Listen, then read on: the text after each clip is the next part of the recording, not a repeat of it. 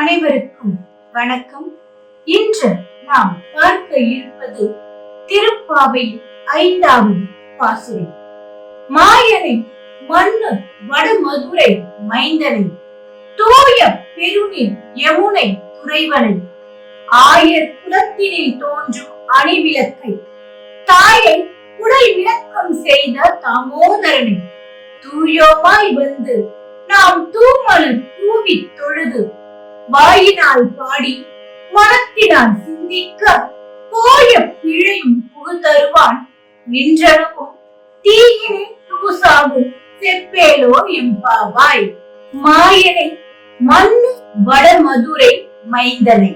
மாயன் என்றால் அனைத்து வகையான மாய வேலைகளையும் செய்யக்கூடியவன்.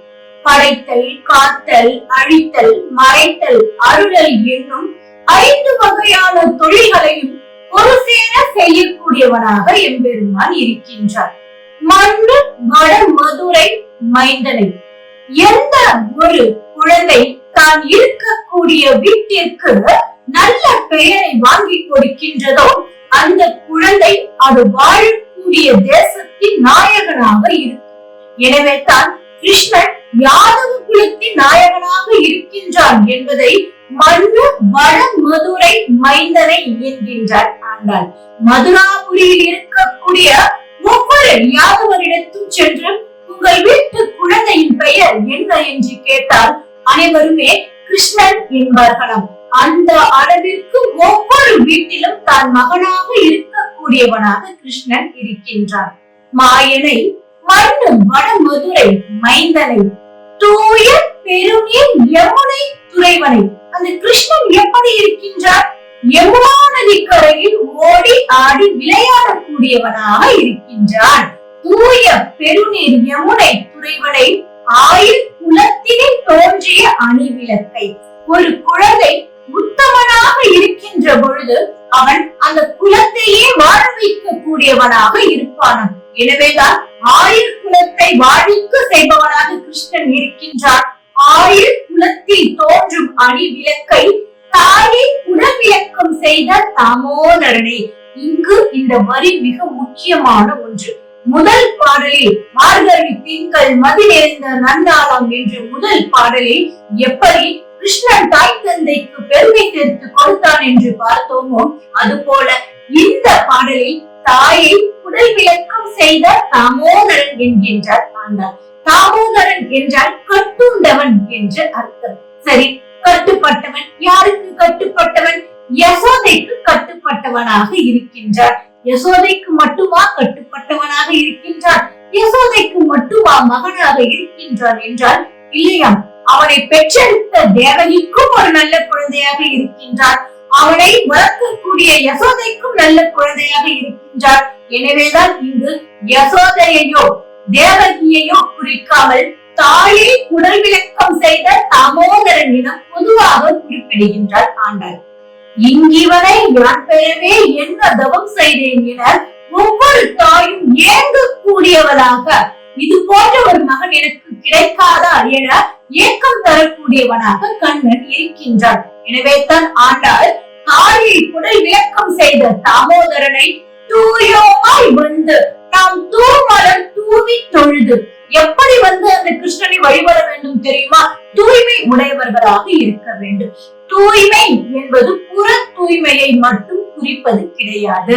புறத்தில் வெளிப்புறத்தில் நம்மை நாம் அழகு செய்து கொள்வது என்பது தூய்மை கிடையாது. உண்மையான தூய்மை என்பது அகத்தில் வரக்கூடியது. நம்முடைய உள்ளத்தில் இருக்கக்கூடியதுதான் உண்மையான தூய்மை. அந்த தூய்மை மட்டுமே இறைவனை சென்று அடையும். எனவேதான் தூயோமாய் வந்து நாம் மலர் தூவி தொழுது வாயினால் பாடி அவ்வாறு அகத்திலும் புறத்திலும் தூய்மை உடையவர்களாக இருந்த அந்த கோவிலில் இருக்கக்கூடிய பகவானை வணங்குகின்ற பொழுது நம்மிடம் இருக்கக்கூடிய அறியாமை என்னும் இருள் விலகும் என்கின்றார் ஆண்டாள்.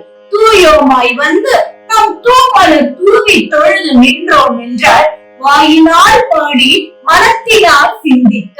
நாம் கோவிலுக்கு செல்கின்ற பொழுது அங்கு இருக்கக்கூடிய இறைவனை வழிபாடு செய்கின்ற பொழுது நம் மனதில் தோன்றக்கூடிய எவ்வளவோ ஆசைகள் இருந்தாலும் கூட அந்த ஆசையை எல்லாம் நிறைவேற்றி கொடுக்க வேண்டும் என்று இறைவனை வேண்டாமல் இறைவனினுடைய திருநாமங்களை மட்டுமே நாம் உச்சரிக்க வேண்டும் என்கின்றார் ஆண்டாள். அதற்கான காரணம் என்ன? நமக்கு என்ன வேண்டும், எப்பொழுது வேண்டும் என்பது இறைவனுக்கு தெரிந்த ஒன்று. உதாரணமாக, ஒரு தாயாக இருக்கக்கூடியவள் குழந்தையை கடைக்கு அழைத்து செல்கின்ற பொழுது அந்த குழந்தை கடையில் இருக்கக்கூடிய அனைத்து பொருட்களையும் இது வேண்டும், அது வேண்டும், அந்த இனிப்பு வேண்டும் என்று கேட்டுக்கொண்டே இருக்கும். ஆனால் தாயாக இருக்கக்கூடியவள் குழந்தைக்கு என்ன வேண்டும் என்பதை தெரிந்து கொண்டு அதனை மட்டுமே வாங்கி கொடுப்பார். அதுபோல்தான் கிருஷ்ணரும் எப்படிப்பட்டவனாக இருக்கின்றார்?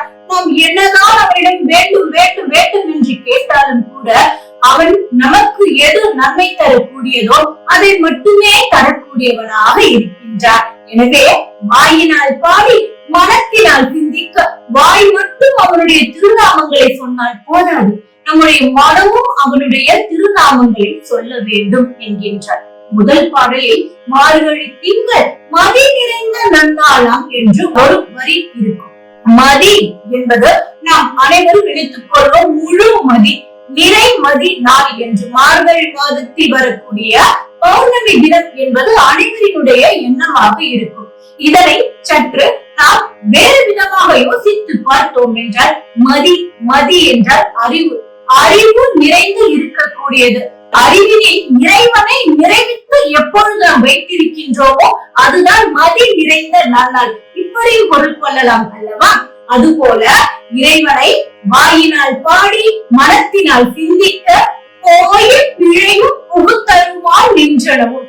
நாம் இறைவனை மனதில் முழுவதுமாக நினைத்துக் கொண்டு அவனை வணங்குகின்ற பொழுது நம்முடைய கர்மாக்கள் அனைத்தும், நம்முடைய தீவினைகள் அனைத்துமே விலகக்கூடியதாக இருக்கும். எப்படி விலகக்கூடியதாக இருக்கும்?